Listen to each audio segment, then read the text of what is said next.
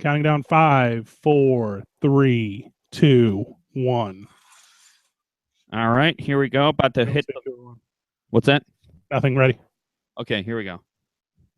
Who's bringing us in? I'll bring us in. You bring us in? Yeah, it's you. Okay, here we go.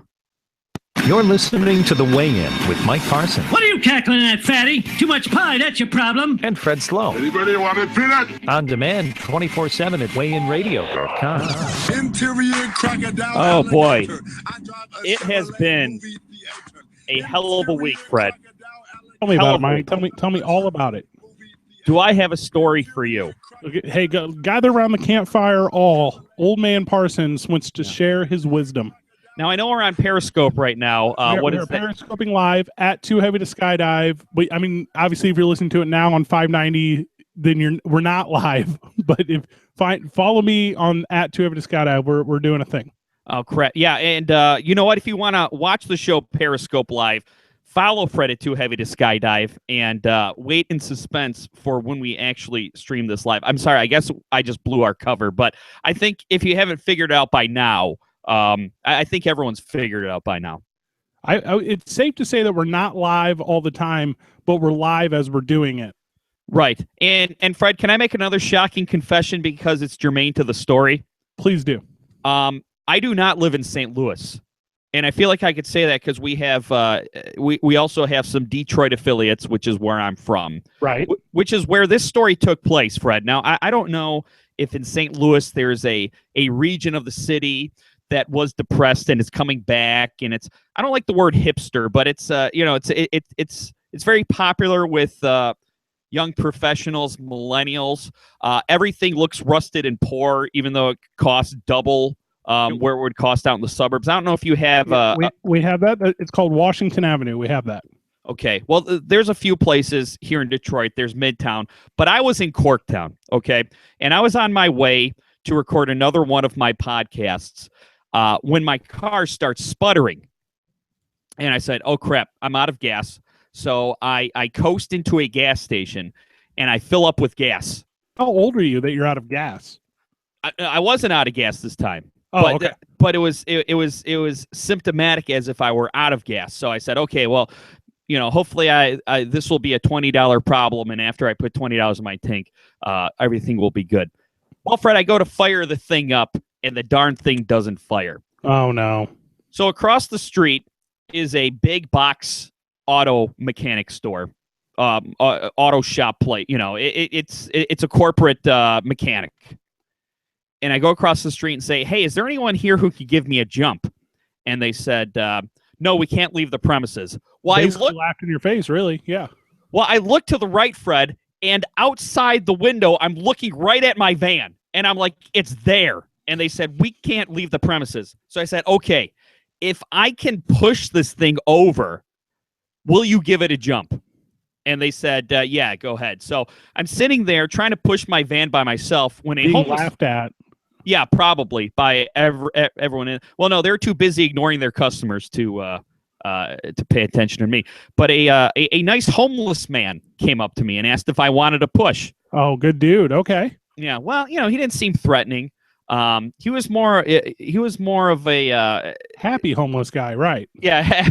If Morgan Freeman was a homeless guy, it'd be this guy. More nomad as opposed to vagabond. I get it. Yeah, we're on the same page. Right. It's not because he has personality defects. It's because he doesn't want to be bound by the chains of society. So anyway, he was nice and he pushes me across the street, and then he goes, "Have a blessed day," and he leaves.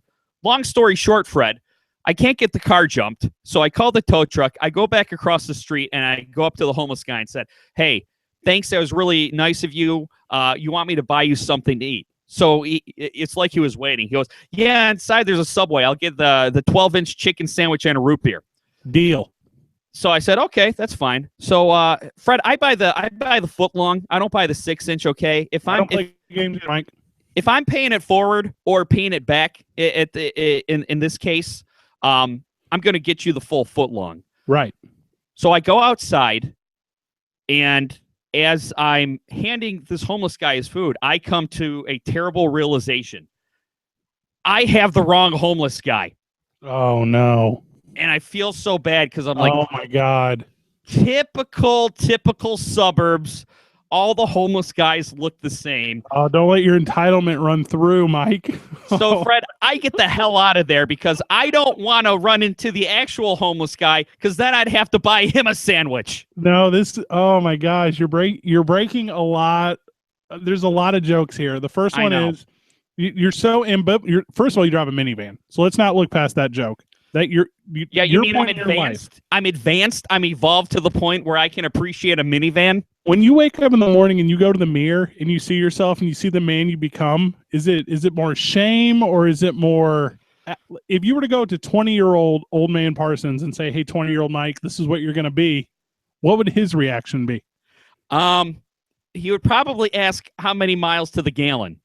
And yeah, no, he would not ask that. Fred, hold on. When I go to the mirror in the morning, you know what I say?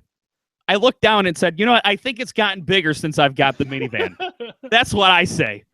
I don't like the idea of having to live up to like a social standard, right? I'm on no one's schedule. I don't have to meet anyone's level of excellence, but I know what a duck quacks, right? And I quack often. And I look in the mirror and I say, is this who I thought I would be when I'm 31? And the answer is undoubtedly no. But for you, I feel like it's harder than no. It's like an embarrassing no. Fred, if you were to tell 20-year-old me that I was not living in my parents' house at 31, I'd be happy. Everything other than that is just gravy. Hey, you mistaking that homeless man for another homeless man, not the biggest mistake made this week in sports. Did you see this Manny Pacquiao stuff? Yeah, Manny Pacquiao. It was really weird. Back during the Pacquiao versus Mayweather glad you're going there. Yeah. Fight that became a dud. Of course, all the talk was about Floyd Mayweather's domestic violence record, which is terrible. But that somehow made Manny Pacquiao like a default hero just because he was less terrible than Floyd Mayweather. Well, it turns out that they're both terrible people. Yeah. So one is a convicted, not felon, I don't use, but a battery and assault on others, including women, and the other one is a hate-filled bigot. Right. And that was evident by what he posted on Instagram. Now, Fred, I don't know exactly what he said word for word, but as my car was careening towards the gas station, I heard Jay Moore Sports talking about this, and he said that he was comparing he compared gay people to animals. He said they were less than animals. He said the actions of man to man or woman to woman was less than that of animals. He Old Testament, obviously. He said that homosexual couples should be killed, Mike. Right. Well, that was part of his apology, wasn't it? Because later on he came out and said, "Hey, sorry about that. I lost my Nike endorsements. I'm sorry about that for anything that is." And then he comes back and he doubles down with some Leviticus, with some 2013. If a man has sexual relations with a man as one does with a woman, both of them have done what is disdainable. They are to be put to death. Their blood will be on their own heads. What? Well, here's the thing. Leviticus God is kind of an ornery fella. So, yes, it does say that in there, but there's also a lot of other things in Leviticus you're not supposed to do, like mixing fabrics. So, polyester blends, put them in the same firing squad as the gays.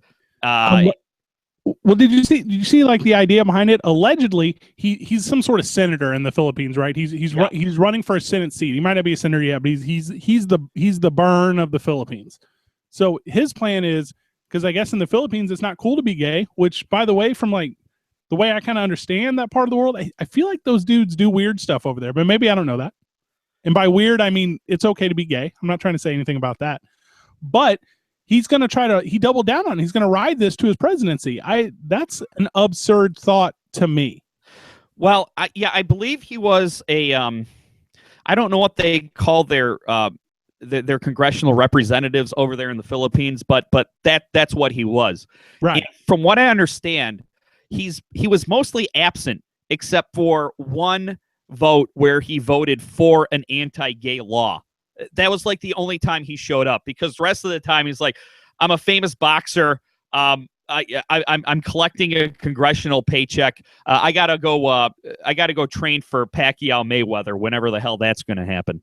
Is this a good on Nike situation? Nike comes out and Nike says, we find Manny Pacquiao's comments abhorrent. Not sure what that means. Nike strongly opposes discrimination of any kind and has a long history of supporting and standing up for the rights of the LGBT community. We no longer have a relationship with Manny Pacquiao. Yeah, I would say that's good on Nike, but I think nowadays that's it.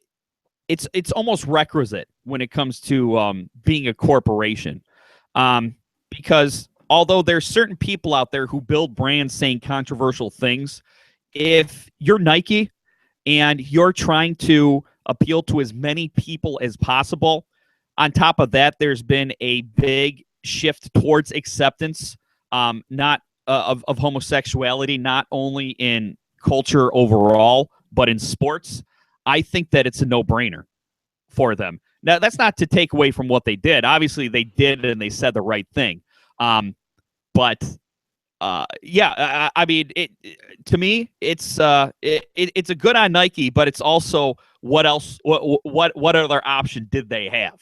No, I'm going to agree they didn't have a lot. I think their service contract had already expired. I think Pacquiao is just wearing Nike in the ring at this point. Mm-hmm. And maybe he finds another sponsor. Maybe he finds another sponsor that hates people's rights as much as he does.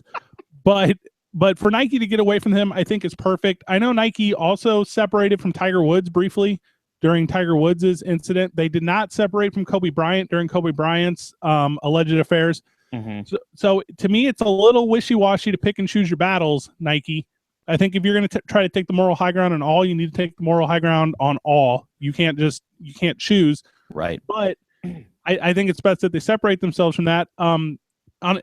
Intrinsically, I am pissed at myself for tuning into the Mayweather Pacquiao fight at this point. It's the only time I ever watched either of them fight in my life, and it just kind of goes to show you that those athletes aren't role models kind of mindset that kids should adopt. And obviously, I always go to the kids. That's kind of where my life is. Right. That you have to understand that these guys are athletes and they're not spokesmen.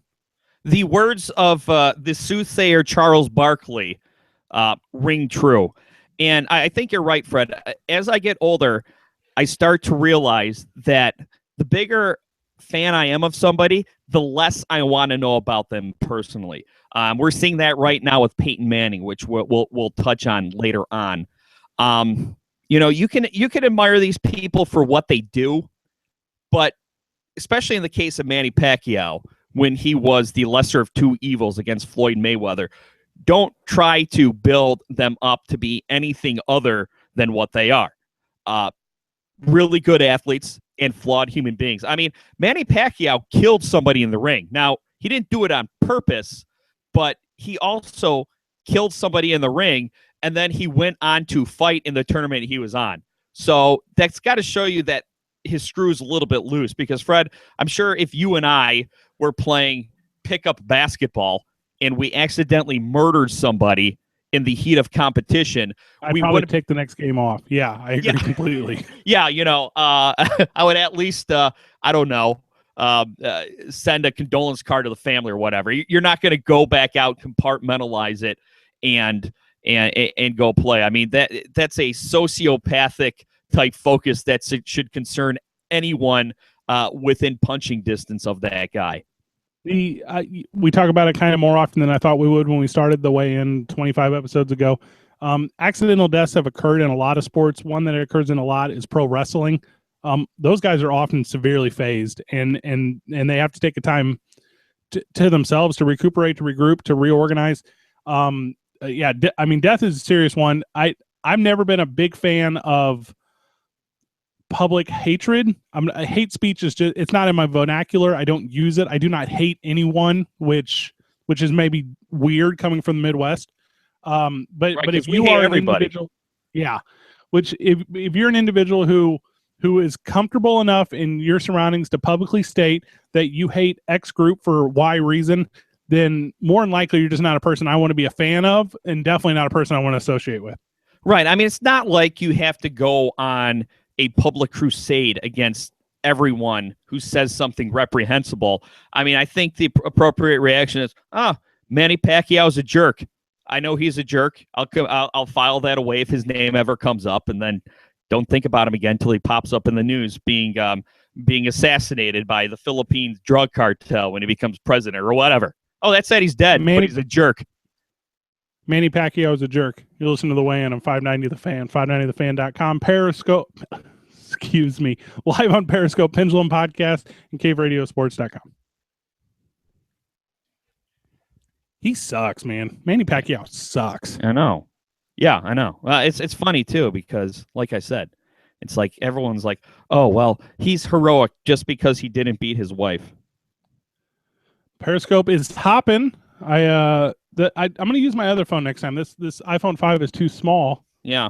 Are we getting any? What are we getting? Any hearts? Any comments there? Yeah, there's a lot of stuff going on. I think the chat room is really beating each other up. Really? Yeah. They've turned on each other. Yeah, there's some throwback questions here to the Two Heavy to Skydive program. People are making fun of Neil. That's a guy you don't know. I love that. Yeah. Yeah, we've had a lot of chatter about Yeah. how good we're not. I'm assuming. Oh, there are the hearts. We're doing great. This Yeah, is good. What, Good. Is this fame? Is this what life is like? You know what, Fred? You know one thing I love? I love inside jokes that I'm not privy to on my own show. Hey, you earn this. You deserve it. Yeah, thank you. Yes. As long as they're listening. All right, what do we want to talk about? We want to talk about Peyton Manning, Ronda Rousey. You want to hit the swimsuit? We should probably. You want to do the Apple thing now, or do you want to save that? I do. I do a little bit. I'm fired up about it. I got a lot of questions. Hell, Fred. Okay, then you know what? I'm going to start the next segment. You bring it in, and I'm going to follow your lead. Hey, help me out. What's this guy's name? Farouk? What do you mean? The San Bernardino guy. I don't. You know what? I make a point to not know these people's names. It's also very easy out when you can't pronounce it. Yeah, you can say the San Bernardino killer. Okay, you ready? Yep. All right, here we go. Now, back to the weigh-in. I've been on the radio quite a bit, but I want to do it like as a part-time thing. Not to make money, but because I love hearing myself on the radio. WeighInRadio.com.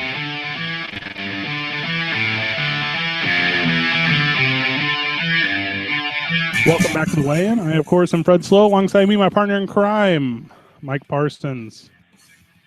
Mike, we've decided amongst ourselves that we're not clever enough, informed enough, or smart enough to talk about sports for an entire hour anymore. So we're going to drop into the world of current events and news. Which is even more dangerous. Yeah. Oh my gosh. Me right now in a state of mind. Here we are on a weekday or a week, however you're listening, and I am in a spot where I just don't know who to trust anymore because the FBI earlier this week, Mike. You're familiar with the San Bernardino shooting, and I hate terrorists. I can't think of anything I hate than terrorists. I hate violence in my homeland. It is. I literally lose sleep over it. Really? With that said, the FBI has asked Apple for a quote unquote backdoor into the iPhone of the San Bernardino killer. Are you following me? Yeah, well, I got to be honest, Fred. To me, the details of this story are a little bit muddy because when you read Apple's account of it, Apple says that the FBI has solicited them to build a backdoor into their operating system that the FBI can access at all times whenever they want. Right. Now, the FBI and the government said, no, that's not what's going on. All we want is for Apple to let us into the phone of the San Bernardino killer, just that one, to see if there's other people who can be implicated, if there's other plans we can thwart. So, where I fall down on this, it's based on who's telling the truth, and my guess is that both are lying to us a little bit. Well, and obviously there's going to be an effort by both parties to save face. I think. Let's identify some facts. First of all, terrorism is awful. That's a fact. Mm-hmm. Secondly, I believe every entity that possibly can will do everything they possibly can to stop terrorism. And then after terrorism does occur, I think they'll do anything to to find the means or connect anyone to that network to help prevent further terrorism. If the San Bernardino attacker is connected to a network of other terrorists, more than likely his iPhone will be how he was connected to them. I think that is a safe assumption. Yes. With that said, man, we're on a slippery slope, because I love the idea of infringing a little bit on rights for the greater good, right? I will give up some of my, what's a good way to say this? I will stand in line at the airport and be frisked just in case there's someone else that actually needs to be frisked. I don't have a problem with that. Right. You'll give up a little bit if it genuinely means being more secure. But with great power comes great responsibility, right, Mike? So if Apple were to create and apparently it doesn't exist yet, according to Tim Cook, the CEO of Apple, if they were to create a way in the new iOS software to get to your personal information, your contacts, your photos, your memory, you know what you put in your phone, it's literally everything. Your If they give pictures. an opportunity for someone to do it, and I have to imagine it doesn't exist yet, because the FBI, I've watched enough Bourne movies, they can pretty much do anything they want. Well, so yeah. Go ahead, Mike. No, I was going to say the sticking point here, because, I think I was like a lot of people like you after watching the Bourne movies, Fred. How inadequate is the FBI if they can't get into one person's cell phone? But I guess what happens, and Fred, you probably know this more than I do, if you put in the wrong passcode into an iPhone 10 times, it locks the system down. So what the FBI wants to do is to create a bypass so that they can plug it in to whatever software that goes through all the different combinations at light speed, and and it can go through, because how many combinations are there when you have 10 numbers, and it's a 4-number password. So what it would do is supercomputer would type in every single option really quickly and allow people in to the Apple iOS. Apple came out and they said, we're not going to do it, Mike. We're not going to give them the means to do it. Not only did they say they weren't going to do it themselves, they're not going to give anyone the opportunity. Because if that kind of information becomes not available, that kind of information becomes available to any party outside of the party that owns that device, it can become very dangerous, right? Yeah, absolutely. And that's what Apple's stance is. They're saying, yes, okay, in this one particular instance, it's being used for good. But there's a lot of people out there who would want to get their hands on this technology once the technology exists and use it for evil, like identity thieves or intelligence from either terrorist organizations or hostile countries. So that's Apple's position as to not turning it over to the FBI. And in the open letter Tim Cook wrote, he said that they've given the FBI everything else that they've asked for. Well, apparently the San Bernardino killer shooter, it was a work phone. He got it from his place of business. So he had a lot of information on the iCloud. He had a lot of information that's regularly available. I know, for instance, your iMessages are saved 30 days after you sent them. So if anything happens and you need to, I don't know, check those messages or check that history, that stuff is available and Apple has access to it. Outside of that, they don't have access to your device, right? So they can't come up with, I don't know, any recordings you have, any photos you've taken, any sort of native information. Now, with this hacker, this cracker, or whatever that the FBI wants from Apple, which Apple is not providing at this point, the FBI would then be able to, with the device in hand. So they're not able to do it remotely. They're not able to do it from, with outside of possessing it. But they would be able to have access to your digital identity, which is, it's just terrifying, Mike. Right. And but you got to think there's got to be a compromise here somewhere, right?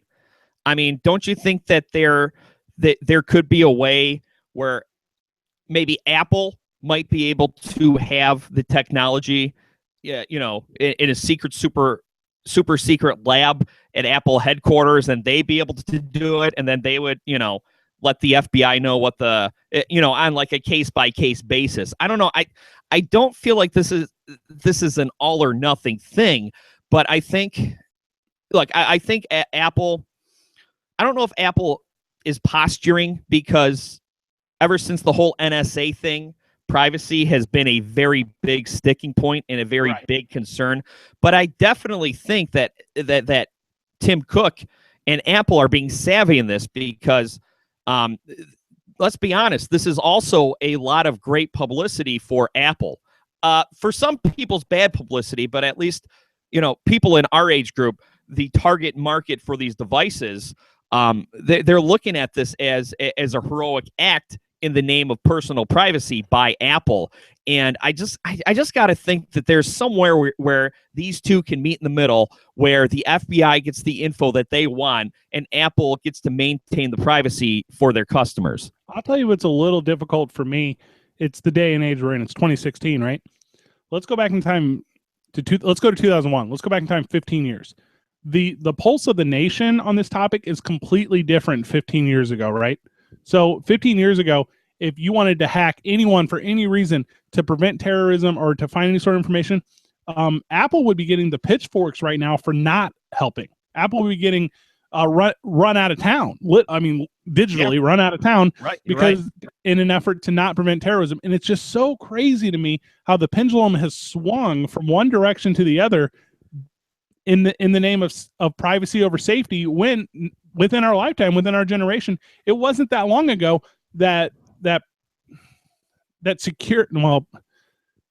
personal information security was not that important over our actual physical security. That's a great point, Fred. And just sort of my instant knee-jerk theory on that is that 10 years ago, the generation of target buyers for electronic devices vividly remember 9/11. And that kind of, for a while, that kind of became the justification for everything the government wanted to do, where people thought they were overstepping their bounds. Now let's see, 9/11 happened 15 years ago. Right. So if you're 20, you were 4. So, you may be aware of it, but you don't remember that day, and you don't remember the fear and vulnerability that everyone in the country was feeling that day.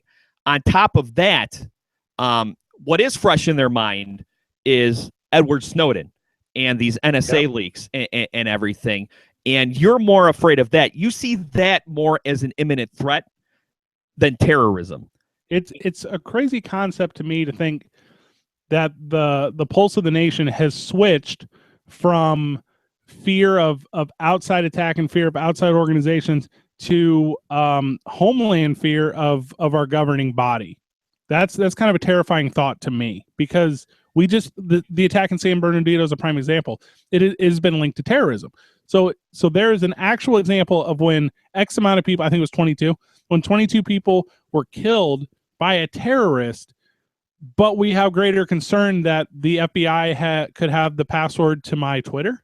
Right. I don't know if that's unreal or unnecessary, but I understand privacy. I get it. It's a slippery slope, and watching it play out, this is going to be a big deal in technology, and this is going to be a big deal for a long minute. Yeah. And like I said, I think eventually, once everyone's done posturing, once Apple is done saying, hey, look, we've got your back, we won't let the FBI bully us around, your security is of utmost importance, and the FBI obviously looking like chumps because Apple's telling them to stick it. I think once both sides stop posturing, and once both sides stop trying to beat their chests and show who's is bigger, I think eventually a compromise will be reached. Because honestly, Fred, my gut feeling is that Apple should give the FBI what they need to investigate this fully and possibly thwart another terrorist attack. What that is and what going too far is remains to be seen, and that might not be defined until it actually happens, until actually it does go too far and said, that went too far, and then it's too late. It's tough for me to say, because I in these situations I always feel like I don't know all the answers, and not knowing all the answers is I don't feel knowledgeable because I don't have the info I want.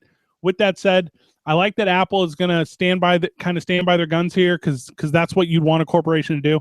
And in federal law, there's this thing called person of sane mind, right? And that's a phrase that's used in courtrooms. That's a phrase that's used across a lot of the corporate landscape and legal landscape, excuse me. And they're citing a law that says what a company would put in a company in the state of sane mind put forth the effort to help an investigation, and Apple's claiming that they can't put in that effort. It's not worth it to them, which is kind of a weird foot to stand on because that's not really where their angle is. What they really mean is we're not willing to give you access to everyone's device.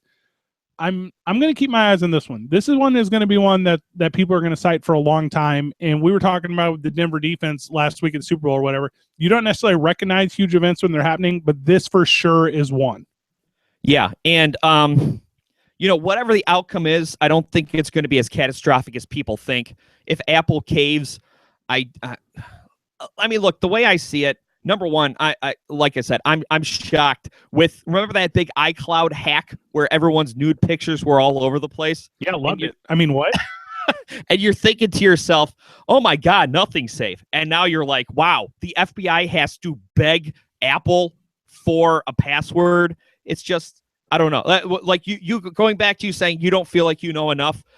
The more I learn, the more I realize I don't know, and the disparities between how easy it is to hack into somebody's cloud account as to how hard it is to hack into someone's phone. It's just I can't wrap my head around it. Well, and the thing about hackers, and I know we're up against the break, but the thing about like the most famous hackers in the world is you don't even know who they are. That's how good they are.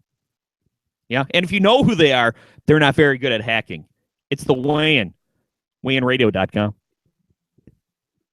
Cool. That was a good discussion. Yeah, good job, man.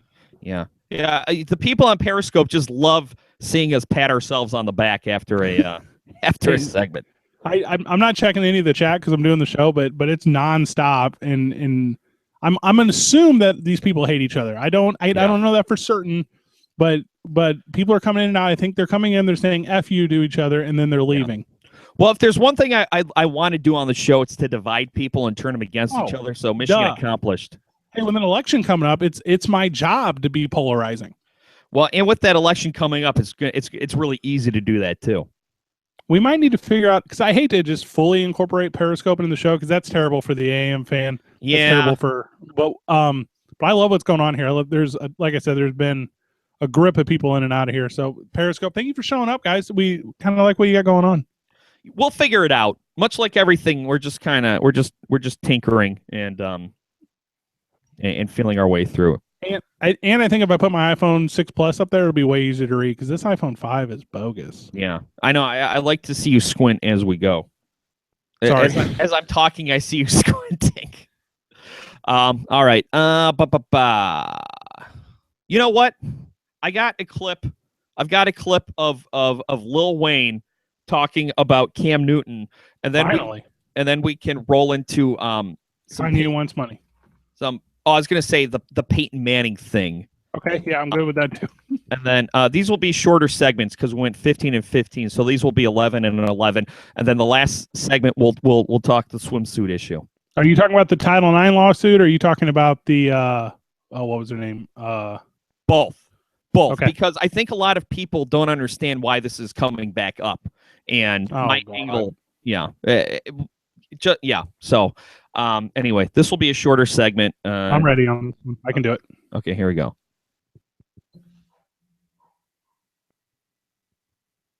Now, back to the weigh-in. I wash myself with a rag on a stick. Weighинradio.com. Fred, let me ask you a question. Yeah, please do.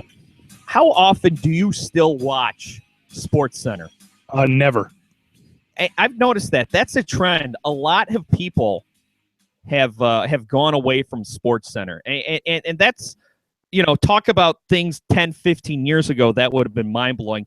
That would have been mind-blowing because I remember for a time, everyone watched SportsCenter. Now, it could have been because we were 10 and we thought that Dan Patrick was a cool middle-aged man, but just the shift away, the shift in public perception and sports fan perception when it comes to ESPN and SportsCenter as a whole is just incredible. Well, it's got away from what I originally went to it. I originally went to it for scores and highlights, but it's become a lot of opinion and it's become a lot of conjecture, and that's what I'm here for. Yeah, right, exactly. You don't want people infringing on this town's not big enough for both of us. And it's, in this walk of life, it's very difficult to take in a lot of other people's opinions because you have to form your own. You have to have original thought, and you just can't do that when you're recycling Van Pelt jokes. Right, exactly. And I do have to say, the era of the SportsCenter superstar is pretty much over, right? I think we talked about this a couple times reflecting on the death of Stuart Scott. Growing up back in the mid-'90s, you had Dan Patrick, you had Keith Olbermann, you had Rich Eisen, and these guys were superstars in their own right. But I do have to say, when I catch Stan Verrett and Neil Everett together, I think that they could probably hang with at least a Steve Levy, Linda Cohn pairing back from the 90s. The Midnight SportsCenter is by far the best sports center. Like I'm not watching Lisa Zarniak at 5. I'm not even rushing home from work for that. But as far as highlights and scores goes, the Midnight one is the go-to one. Yeah, and I think one thing that people dislike about ESPN is now they do a lot of celebrity interviews and they try to tie it to sports and it just doesn't work. But I caught Lil Wayne, aka Wheezy F Baby, or whatever the hell the kids call him. He was on with he was talking with Stan Verrett. I always mix up their names because they sound so similar. And for the first time, Fred, I could understand the words coming out of Lil Wayne's mouth. And, and you know what? They were pretty intelligent and thoughtful. Stan Verrett asked him about all the pushback against Cam Newton. Here's what he said. It's whack. What about it is whack? We're supposed to enjoy these people for what they do. And what he does is amazing, and no one else can do it, and it hasn't been done ever. We're not supposed to care about nothing or worry about nothing else. This is entertainment. This is sports. And let a person be a person other than that. In that news conference, I mean, the reporters seemed like they wanted him to hang around a little bit longer. He got a bit frustrated and left. What did you make of that? I think that was genuine. I believe once I saw that, I said if I was a player on his team or involved with his team in any kind of way, I love that dude. That's the way he feel when we lose. He's that upset he's that hurt, not upset. He's that hurt when we lose. Oh my God, I love him. I can't wait to stand I'm playing for him, not with him, for him. Did I detect a hit of a British accent a couple of the times when Wheezy was talking? Well, and I think that's the thing about Wheezy. When he wants to go British, he goes full British. Right. And if you didn't understand what he said, pretty much he said people nitpicking Cam Newton is stupid. You should just enjoy people for what they're famous for. Something I said last segment, and maybe that speaks to you, Fred. Maybe I subconsciously took Wheezy's opinion and respued it. And just understand, he's a person unto himself. You need to separate the person off the field with the person on the field. With Cam Newton, I think I think a lot of his appeal is off the field, but for most people that works. And on top of that, he was saying that in the post-game interview, he was dejected. He's dejected because he wants to win, and that's a guy you want to play for, and it's a guy you want to play with. We were talking earlier, I'm going to sound a little hypocritical, because we were talking in the first segment about Manny Pacquiao, and we were talking about Floyd Mayweather, and kind of how they have qualities that I condemn. They have qualities that I just do not accept as socially acceptable. With that said, I'm a flawed guy. I've made mistakes. I've done dumb stuff. I've stayed out too late and been home too early and made some real questionable decisions in my life. But those flaws, because I'm a flawed person, I own them and I share them, and they're part of me. And I think it's very difficult for athletes today to do that. I think there's a spotlight and there's a brigade of specifically internet. There's a brigade of internet investigators there's TMZ Sports and their Yeah. acolytes. Yes. So when these guys don't have the most flattering moment, and I'm not talking about bigoted hate speech, and I'm not talking about hitting your Right. girlfriend. I'm talking about being rude to someone, Right. or there was the Sports Center reporter that freaked out on a car parking attendant lot. Like I get that stuff. The accidents like that happen. You're not going to hell for that. Right, exactly. Well, I bring that up because obviously this whole Peyton Manning thing, the Title IX lawsuit where there is an unidentified Jane Doe suing the University of Tennessee because she claims she was sexually assaulted by 5 football players, and the school was trying to cover it up. Now, in that lawsuit, they bring an example. They're showing examples about how the University of Tennessee has turned a blind eye to sexual harassment and sexual assaults. One of those instances involved Peyton Manning, who back when he was a quarterback there, he was being worked on. He was having his ankles worked on, and he thought it'd be funny to pull his pants down and put his private area on top of the head of the female trainer. Now, everyone knows her name, but I don't know what the rule is on that. Mike, can we go to her name, or we cannot? Well, I don't know, because he settled with her out of court, and part of that settlement is that no one's allowed to talk about it for 10 years. Well, within those 10 years, Peyton Manning wrote about it in a book, and he started talking trash about her on ESPN. And those went away, but now it's being brought to the forefront. And of course, everyone's saying now, is there a racial double standard? Now I say it all the time on the show, Fred. I'm not qualified to say if something's about race. As a white guy, there's a lot of things that I am not privy to, but there is a double standard for certain athletes over other ones, whether it's race, whether it's because they know how to play the game better. It seems like Cam Newton will get letters written to newspapers about him for celebrating, and Peyton Manning, nothing really sticks to him. So I don't know if there's a racial double standard, but there are definitely double standards when it comes to different individuals. You know how Peyton Manning deals with these problems, Mike? He's not going to deal with some idiot kicker who got liquored up, okay? Like, he's going to go to the media, and he's going to squash this thing publicly. And the lady you're talking about, who was it? She worked at the University of Tennessee, and then I think she went to Central Florida after that, and then she worked with some Olympic trials. Yeah, some directional Florida school, yeah. Right. So some directional Florida school. So she went on to still have a career. I don't know their relationship. I don't know how they interacted with each other. I don't know if she wanted to be one of the dudes or she wanted to be one of the guys. But if she took a settlement, it sounds to me like it should be settled. Well, and she's not bringing it up. She's not bringing it up. The lawyers who are representing this Jane Doe, who's suing the school, it's just part of the lawsuit that is showing past instances where Tennessee has turned a blind eye to these things. Now, she did sue Peyton Manning twice when he violated the gag order, but he agreed to that, and he violated it. And you would think that the gag order would benefit Peyton Manning as much as it would benefit this woman. But,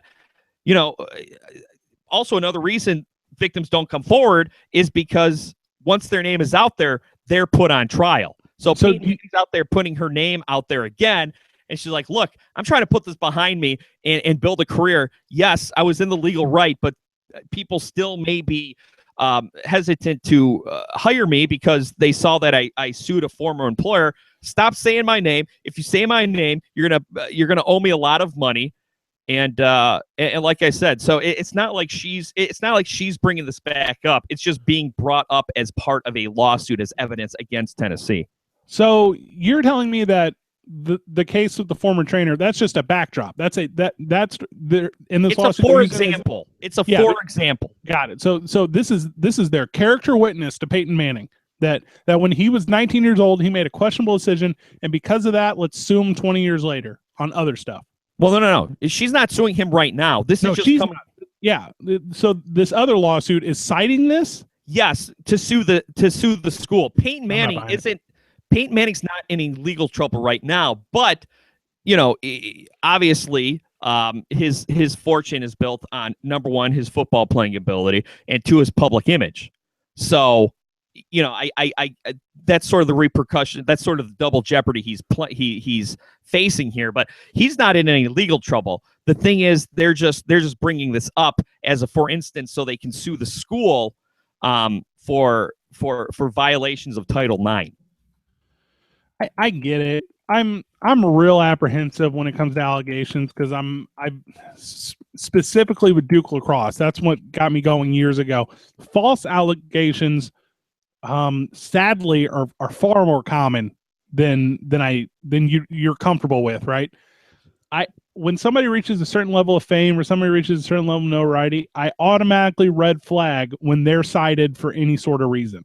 Yeah, well, and that's why that's why their alleged victims don't come forward because people get skeptical. And like I said, she would not have sued him if he would have just stuck to the to the gag order and not wrote about smeared her name in a book or smeared her name on cable. But that was almost 10 years ago in itself. The reason it's coming back up is just because it's evidence against Tennessee. The legal part for Peyton Manning's over, but he dug his own ditch because he agreed to pay the money. He agreed not to talk about it for a certain amount of years, and he broke that in 2002 and 2005. Now in 2016, he's not being sued again. They're just using that as a for instance, saying, look, Tennessee has a history of not looking out for females in the athletic department. Does it hit his legacy? I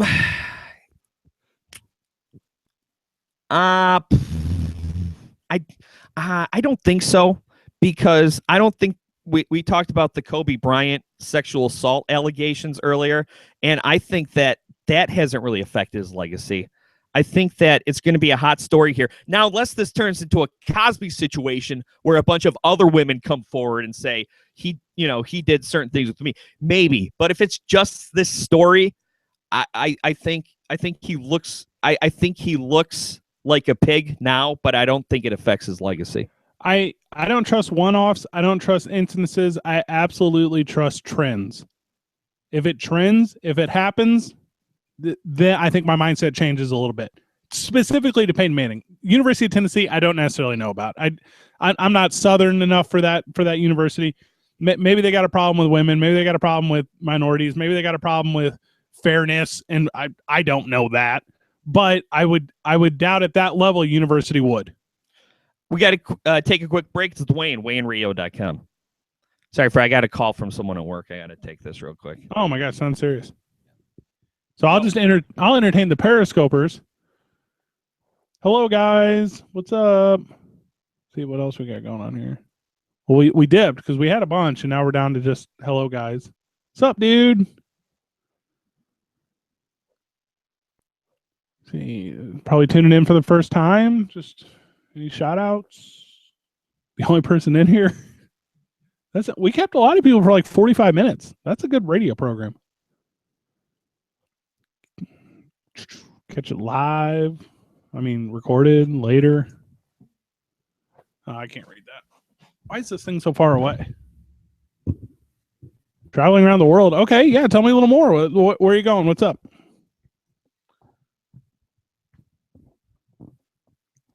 Gotta get my iPhone sick. I cannot read any of this. Sup, Lil Big? Lil B Sig? Lil Bigs? People just need clear names, just names that roll off the tongue. From France, there you go. Okay. So I like things about France. I like baguettes. I like other cliche French things. Kissing.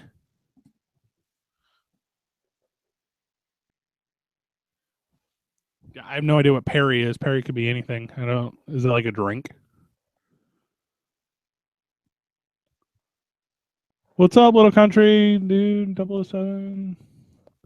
Okay, so you're sitting in France, and you say, "I'm just going to Periscope to St. Louis, Missouri." It's got a French name. Strong French history here in the St. Louis area. We got, St. Louis, obviously, city's named after her. And then Sula. Well, we do like we do a celebration every year for like Mardi Gras. We do that. It was like a big deal. Longest break of my life. We've never done this on the show. We've never had this kind of break before, so it's kind of weird. Oh, looks like Mike's coming back. So good little intermission, though. Yeah, hold on. Just give me like another 45 seconds. Hold on. So just tell him play record. Hit play record. So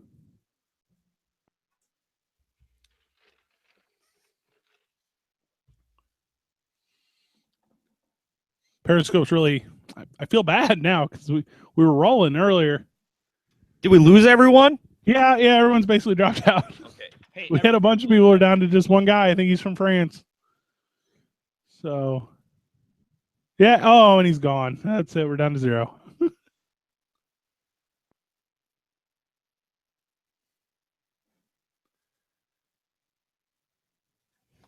Sorry about that, Fred. Okay, No, wait. So how many people do we lose? Well, Heather just joined 1 second ago, so my wife is here. So that's a weird one. We're just about to talk about the swimsuit issue, too. Finally, she can tune in for that. Wait. So how many people did we lose on that? Like 9. Crap. How many do we have? Like 10. So we're down to 1? Ah, damn it. This is how you Periscope, though. What? It's a wave, man. You know what? Whoever that was at work, I'm going to kick their ass. Say we had 10 people watching us on Periscope, and now we have 1 because I had to answer your question. I don't care if you need to run dead air. If we've got Periscope people, we cannot lose them. We have an allegiance to now. It's just my wife. It's one person. She could literally come down here, stand behind me, and have a better interactive session. But she's upstairs on her phone, probably petting the dog. Damn it! I had 10 validations, and now I only have 1 validation. I know it peaked real high earlier. I was trying not to look at it because I want to be. Hold on. Yeah, you don't want to. Yeah, what was our peak? All right, she says, "Love you." I'm actually in the basement. She's on the other side of the wall, Mike. Does she have the glass up to her ear? God, she's so weird. I love her so much. Yeah. Okay. Well, okay. Now that your wife's we'll talk about the swimsuit issue here. But I've got some progressive views on this, Fred, and we really have to make this 9 minutes because, like everything, we've gone over. So I'm going to be strict on this 9 minutes here. Okay. You want me to bring it in? Yeah. You're going to be progressive. I'm just going to follow them. Okay. Yeah. Just be you, man. Just be Fred. Just be Manfred Jebediah Slow. All right, here we go. What is your middle name? Thomas Elmore, I have 2. What? Thomas, then Elmore. Oh, you've got 2. That's weird. Your feelings are ugly and wrong. Here we go. Now, back to the weigh-in. Got him! WeighInRadio.com. Does anyone get excited for the swimsuit issue anymore? I mean... Is Slam Piece radio appropriate? Yeah. Hey, call us up. Which swimsuit issue model you want to bang? But seriously, I mean, with all the raunchy crap that's free for us out there, the swimsuit issue seems kind of quaint, doesn't it? Yeah. Playboy doesn't do porn anymore. I mean, we're at a different age, you know. You know what? Playboy getting rid of their nudes is like Lucky Charms getting rid of the marshmallows. What's the point? Are you bringing up nostalgia again, Mike? Because No, I know I'm cereal tasted better when you were a kid. Yeah, I know, no. Mike. Fred, no, I'm sorry, Fred. This is me taking a sledgehammer to my rear view mirror, eyes to the future. But yeah, so there's you can find anyone naked on the internet, even if it's not really them. You can find a picture of their head photoshopped onto a naked body. But for some reason, the swimsuit issue is always big news every year. Hey, Google Mike Parsons Spring Break 2005. You'll see what you see. Yes, my head on the body of a nude ebony goddess. Straight to the cover of Sports Illustrated Swimsuit Magazine 2016 issue. It's a trio, Mike. It's a trio. A menage a trois. So help me out here. We have the trend-setting Ashley Graham. Is that the plus size one? That is, and she is just a beautiful woman. See, And my thing is, like, all of a sudden people are now like surprised that people find curvier women attractive. And I'm like, yeah. And you know, most of it I see is my women friends talking about how great it is. But Fred, and you know, my female friends kill me for this, but I have long maintained that it's not men putting these societal expectations on women. It's other women. I mean, have you ever been out with your guy friends and be like, those shoes are terrible. It makes her ankles look like cankles. No, it's always no. It's always women who are commenting and being critical of other women. Guys are just like, yeah, I'd smash it. I don't care. I think if I said something like you just said, I don't think my friends would hang out with me very much, Mike.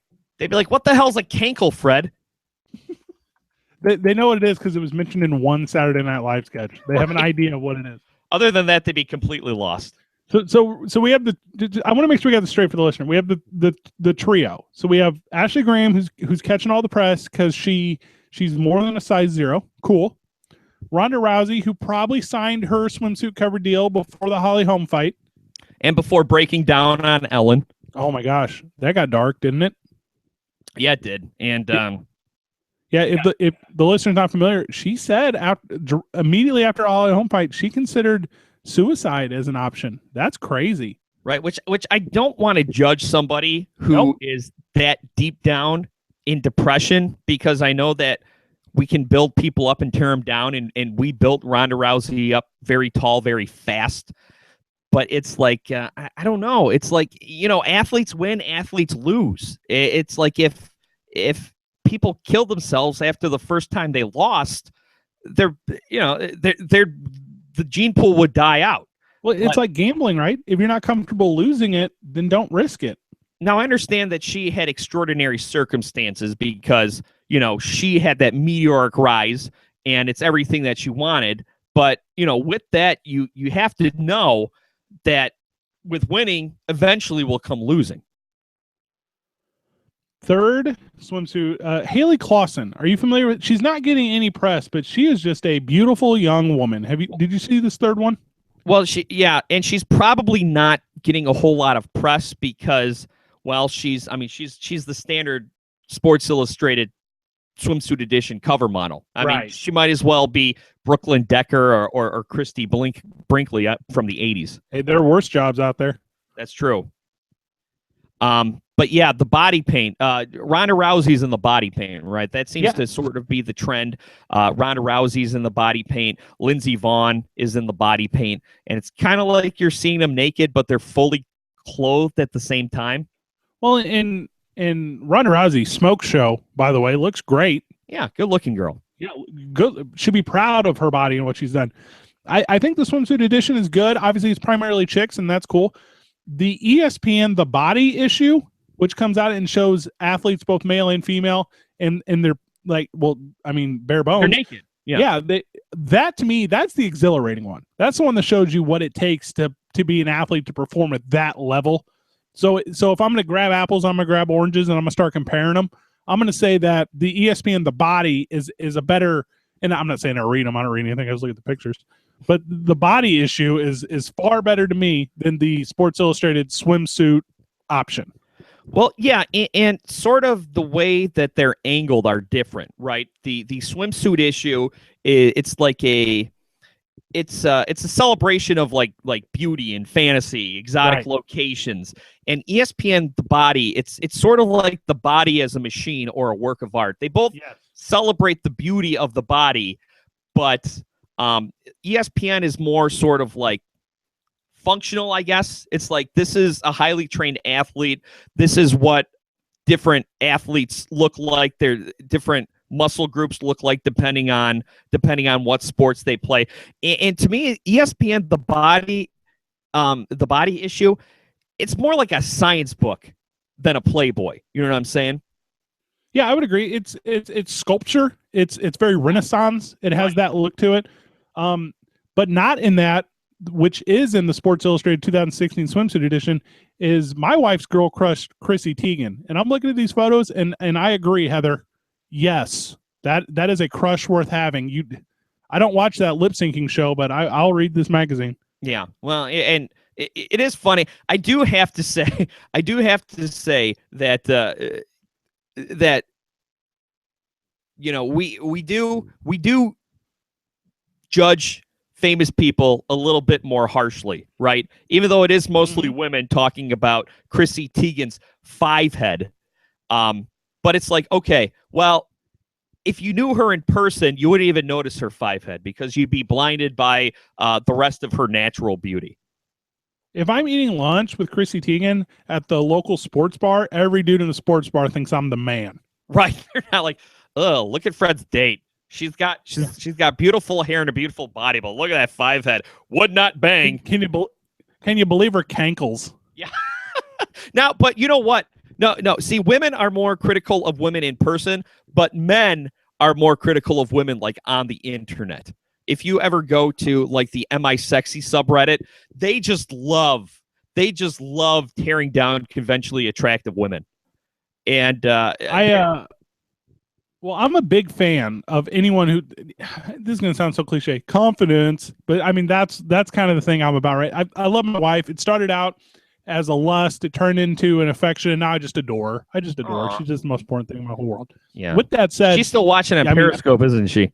I have no idea. But whenever you see like a beautiful, confident, I also throw funny in there. I like to laugh. I like for my cheeks to hurt after dinner. That's a lot to me. If you can do it with body, well, then I'm even more of a fan.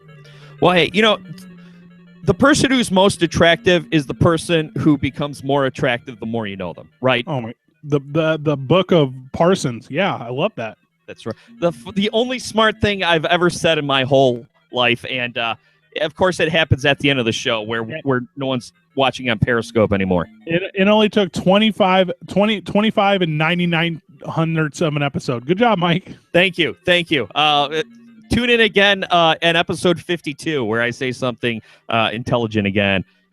We got to get out of here, Fred. So why don't you do the honors of getting stuck, because I can't remember all of our shout outs. 590thefan.com, weighhinradio.com, pendulumpodcast.com. What am I missing? CaveRadioSports.com. I love those guys. Hey, good job, everyone. GG. Yay, bye. And we're clear. All right. Good work, man. Good teamwork. Show. That was fun. That was a fun show.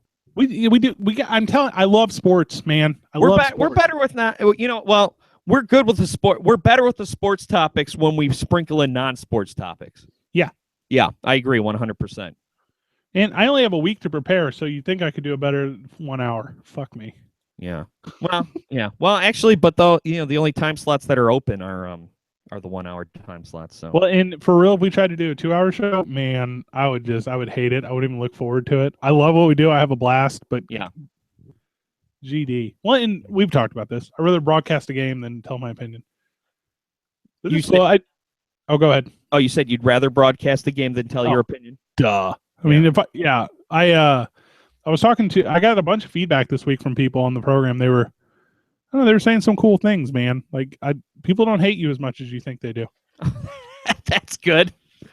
That's probably the best compliment I've ever gotten in my radio career. Parsons, I tell you what, it's the book of Parsons, but I'll write the foreword. Okay. Yeah, I think that'll be a bestseller. And I like that. Yeah. So what's the feedback we're getting? People like it. They like the pace. That was one that stuck with me. My grandma was just so proud of us. That's a joke. She's not. Yeah, she's hot. I don't know that for sure. No, she's regular. Yeah. I like it. Good experimenting with all this here. I thought Periscope was fun. We seen an intern to run the chat room. Yeah. Right. Yeah. Like maybe somebody to just take the best of what's being said, and then we can read it coming back from breaks. I'm gonna try. Can you hear me? Yeah. I'm gonna try to take a picture of this so you can see how I have this set up. Okay. I can't wait. It's super janky. Ooh, that was really loud in my ear. Is this better? That is better. Yeah, that was my fault. I didn't mean to yell into it. That's okay. All right, I'm gonna stop this thing and get it over to you. Okay, cool. Anything else you need from me? No, I'm all set for now. I will get this over to Joe. I got to work at 4 a.m. So as soon as I get kill done, yourself. yeah. Well, I'm just filling in for somebody. So, so I get off at noon my time. So I'll actually get it to him earlier than I normally do. But what I've been wanting to do is get it uploaded by Thursday because I know you like to work ahead on Friday. But just recently, I haven't been able to do that. You're good. Oh, I picked up a bunch of followers. Really? Yeah. Cool. Let me see if I can check it while I'm watching it. I don't know if I can. Yeah. Yeah, I don't know. I've seen people able to Yeah, oh, it looks like I can. yeah, you can read. Yeah, and it's like, oh, I can even talk to myself. Oh, this is effing creepy. Yeah. I'm going to mute this thing. So I could, in theory, because can I type on here while I'm doing this? I think so. Hey, gang. Hey gang, it's Fred Slow. Oh, dude, look at that. Oh, and there's like a half-second delay. It's like looking into your past, but being like in the future. Oh, that's scary. Whoa. Oh. Isn't that terrifying? It's the most terrifying thing I've ever seen. Yeah. The internet's scary. What year is this? What are we doing here? 2016. And then we got viewers. How do we see viewers? Oh, it doesn't tell you because I'm not hosting right now. But if I were to go to my phone, it would tell me. Okay. Oh. Yeah, so we were up to 10. That's pretty good. Well, no, we were more in that. Oh, really? What were we up to? I don't know. I have to check. It was more in that though. Cool. Good. We'll see if they come back next week. Hey, thanks for hanging out. Good job, guys. All right. We'll see everyone later. Oh my God, Bye. my phone is on fire. Is it? I What do you just mean? stopped.